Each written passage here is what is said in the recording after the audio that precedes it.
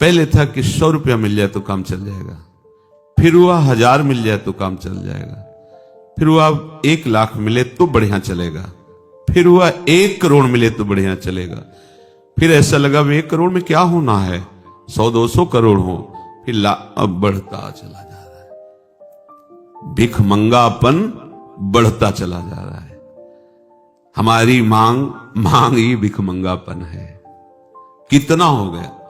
अब करोड़ से काम नहीं चलना, अब और अरबों, अब अरब से काम नहीं चलना, अब विश्व लेवल का धनी। ये वासना,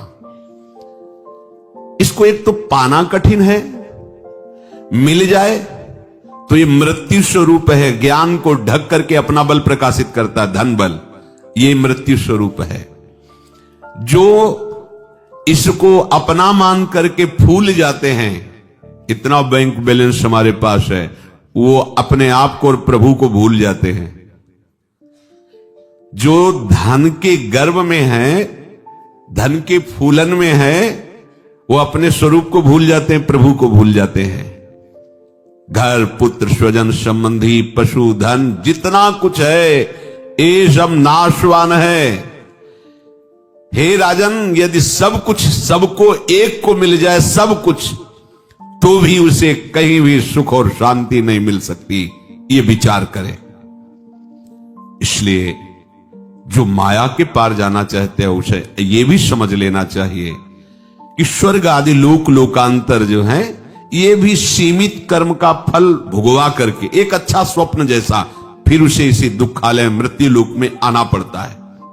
अब ऐसा विचार करके तस्मात् गुरुम प्रपद्येत जिज्ञासु श्रेय उत्तमम शाब्दे परे च निष्णातम ब्रह्मण्युपशमाश्रयम्।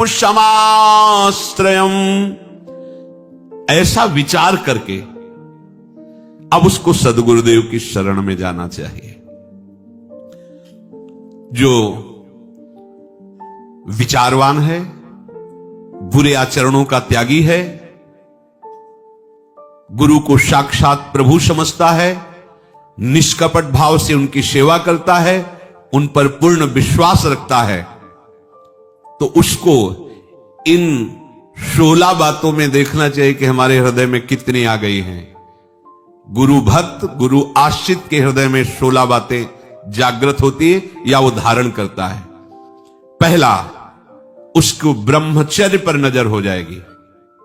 जो गुरु कृपा पात्र, चाहे गृहस्थ हो चाहे विरक्त हो। कभी कभी बड़ा आश्चर्य होता है।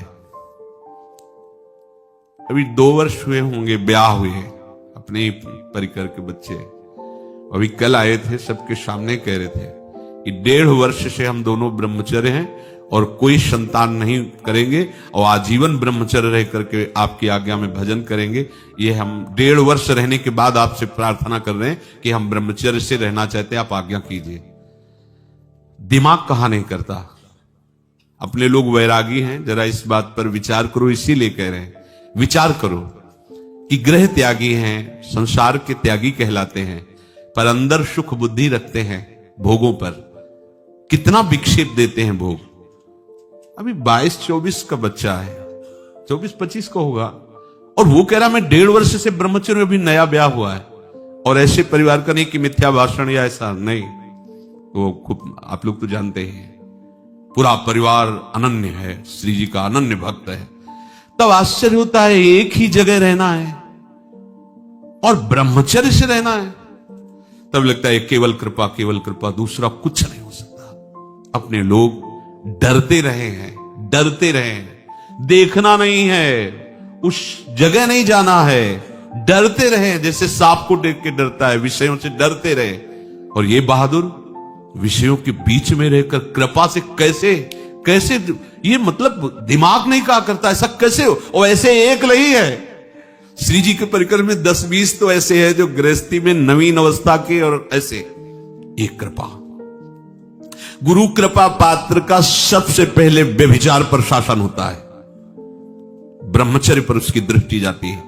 क्योंकि जब तक ब्रह्मचर्य नहीं तब तक ये अध्यात्म की नींव है। ब्रह्मचर्य आ ही जाएगा। आपको अच्छा ही नहीं लगने लगेगा, धीरे धीरे आपका मन उपरति को प्राप्त होने लगेगा। दूसरा है, किसी को दुख नहीं पहुंचाना, हिंसा नहीं करनी, ये बात आने लगेगी। तीसरा, हमको कोई दुख दे हम सह जाएंगे, शिकायत नहीं करेंगे। तीसरी बात, ये 16 लक्षण आते हैं सच्चे शिष्य के हृदय में। हम दुख सुख को समान भाव से सह जाएंगे। चौथा, गुरु कृपा से हमें सब जगह भगवत दर्शन करना है, सब जगह हमारे प्रभु हैं। पांचवा, केवल एक वस्तु प्राप्त करने योग्य है तो प्रभु है, ये समझ में आ गई। छठवां, चाहे जंगल में हो चाहे भीड़ में हो, मैं सदैव एकांत में ही रहूंगा। ये गुरु कृपा से कला जागृत होती है, चाहे जंगल की एकांत गुफा में हो चाहे सभा में हो, हम सदैव एकांत ही रहेंगे, अर्थात प्रभु के ही चिंतन में रहेंगे। अपरिग्रह, हम किसी से दान नहीं लेंगे, ये उसके अंदर जागृत होता है जो गुरु कृपा पात्र होता है। आठवां, हर परिस्थिति में हम संतोष धारण करेंगे, कैसी भी परिस्थिति हो संतोष, यथालाभ संतोष सदा काहू सो कछ न चाहोगो।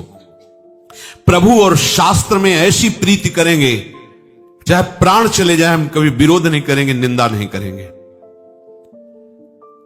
10वां, नींद पर नजर हो जाएगी उस उपासक की, कम सोने की इच्छा जागृत होगी, नींद अच्छी नहीं लगेगी गुरु कृपा पात्र को। 11वां, मनोदंड वागदंड कर्मदंड, इस पर उसकी नजर हो जाएगी। वागदंड, मौन का आश्रय, ज्यादा बातचीत नहीं। कर्मदंड, प्रपंच जनित कोई कार्य नहीं, विरत बहुकर्मा, भगवत सेवा संबंधी कार्य। मनोदंड, बार बार विषयों का भोगने का संकल्प करने वाले मन को शासन में ले लेना, ये गुरु कृपा पात्र से होता है।